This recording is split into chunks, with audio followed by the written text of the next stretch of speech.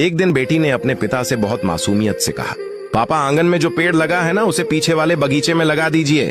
पिता थोड़ा मुस्कुराए फिर बोले, बेटी ये पेड़ 4 साल पुराना है।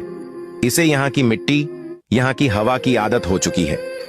नई जगह ढल पाना इसके लिए आसान नहीं होगा। बेटी कुछ पल चुप रही, फिर उसकी आंखें हल्की नम हो गईं।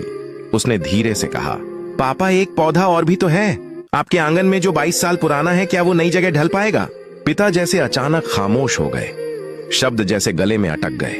उनकी आंखों में एक गहराई उतर आई, जैसे उन्हें एक साथ बहुत कुछ समझ आ गया हो। थोड़ी देर बाद उन्होंने बेटी के सिर पर हाथ रखते हुए कहा, बेटी ये ताकत पूरी दुनिया में सिर्फ एक औरत के पास होती है। वो चाहे कितनी भी पुरानी जड़ों से जुड़ी हो, फिर भी एक दिन सब कुछ छोड़कर नई मिट्टी में खुद को ढाल लेती है। वो सिर्फ ढलती ही नहीं, उस नए घर को अपना बना लेती है, उसे संवारती है, उसे जीती है।